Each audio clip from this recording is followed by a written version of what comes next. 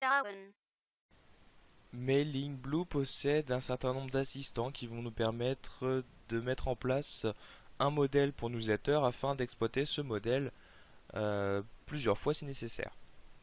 Nous avions vu lors d'une précédente formation comment utiliser un utilitaire, un assistant mailing qui se veut assez simple d'utilisation. Nous allons maintenant voir, donc lors de la création d'une nouvelle campagne, nous allons mettre en place donc une newsletter suivant un modèle un peu plus complexe. Euh, alors je renomme ici juste les champs, donc je ne vais pas m'étendre cette fois-ci sur ces différentes parties. Ces différentes parties nous les avons abordées lors de la précédente vidéo formation. Donc l'objet, bon, je vais pas embêter aussi, campagne 2, étape suivante. Donc ce qui nous intéresse là dans cette vidéo, c'est justement cette partie-là. Nous étions passés par cette partie intuitive, nous allons maintenant passer par la partie avancée. Donc en fait, en passant par cet assistant, on va pouvoir distinguer deux parties. Une partie où on va mettre en place le template, le modèle que nous souhaitons utiliser, puis une deuxième partie où nous allons rajouter du contenu sur ce modèle. Alors vous pouvez passer, si vous le souhaitez, par des modèles existants. Donc vous voyez, par exemple, j'ai eu l'occasion de créer plusieurs modèles. Moi je vais en créer un nouveau, nous allons créer un nouveau ensemble. Donc nous choisissons dans un premier temps la structure que nous souhaitons avoir pour ce modèle. Si c'est une newsletter avec une colonne, deux colonnes, plusieurs colonnes ou une galerie de produits. Alors je vais prendre par exemple à deux blocs comme ceci, démarrer la personnalisation. Donc première chose que je choisis encore une fois, c'est l'aspect, on va dire, l'aspect voilà, de mon modèle, le modèle que je veux utiliser. Donc après c'est toujours le même principe que l'intuitif. Nous avons une partie centrale avec l'aperçu de ce que ça va donner et une partie sur la gauche qui va permettre justement de modifier certaines informations. Dans un premier temps, la partie des bases, donc on change le thème, c'est-à-dire qu'en un clic vous allez changer les différentes couleurs qui sont utilisées, qu'il s'agisse de couleurs de fond, couleurs de texte, etc. etc. Donc vous choisissez le thème au final que vous souhaitez aborder. Par exemple je prends ici le moderne. Mais forcément après, donc là le thème, on change rapidement les différentes couleurs, mais on verra juste après qu'on peut forcément les modifier à la main. Alors ici par exemple, je choisis le background, la couleur de fond. Donc vous voyez, même principe, je passe par un utilitaire, je choisis la couleur que je veux utiliser et automatiquement cette couleur va s'appliquer en tant que couleur de fond. Pareil pour la police de base, les différentes polices que vous souhaitez utiliser pour l'ensemble de votre newsletter. Donc vous choisissez les polices à utiliser dans la liste.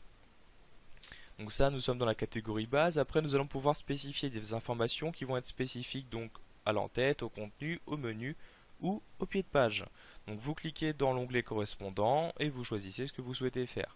Donc si vous souhaitez par exemple pour le titre avoir une image ou un texte, je vais par exemple prendre une image. Moi je vais prendre choisir un fichier.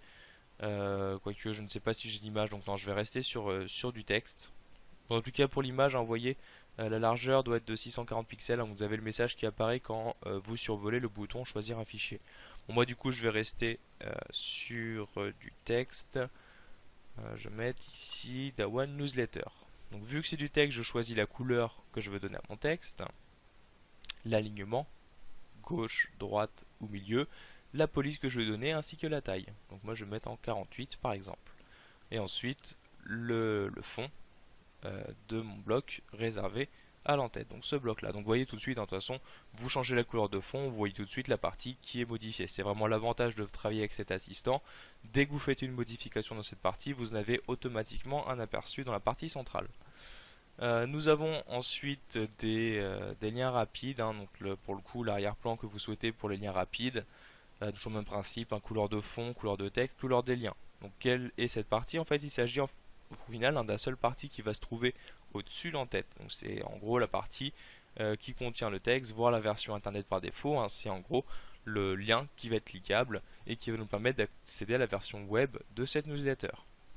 En gros afficher la newsletter sur un navigateur web. D'ailleurs ce texte vous pouvez le modifier. Je vais mettre par exemple afficher sur un navigateur. Bon, généralement on a le message. Si vous ne visualisez pas correctement cet email, veuillez cliquer ici par exemple. C'est un message qu'on retrouve de plus en plus souvent. Donc après ces différentes personnalisations, on les retrouve hein, pour le contenu. Vous voyez, je change le fond du contenu, la couleur des titres, la couleur des paragraphes, la couleur des liens. Pour le menu, le même principe. Je vais par exemple pouvoir me servir ici pour désactiver un menu, un contenu index, je n'en veux pas. Je le décoche automatiquement, on voit la partie en question qui disparaît. Et enfin le pied de page, même principe, on choisit les différentes couleurs qu'on veut mettre en place, on va également pouvoir choisir les informations qu'on veut afficher. Par exemple le lien des inscriptions, quel texte je veux afficher dessus, euh, quel message je veux ici. Donc pareil, un message qu'on retrouve assez souvent, vous recevez cet email car vous êtes inscrit sur notre site d'Awan, votre adresse et l'adresse email de la personne concernée. Alors toujours au niveau de ce template, hein, vous pouvez voir ce que ça donne version écran d'ordinateur mais aussi version mobile, hein. Vous cliquez sur le petit bouton ici et ça va vous donner un aperçu hein, de ce que ça va donner si une personne ouvre cette même newsletter sur son smartphone. Dans tous les cas, une fois que vous avez terminé avec l'aspect au final hein, de votre newsletter, vous pouvez passer à la partie suivante, la partie où l'on va justement ajouter du contenu.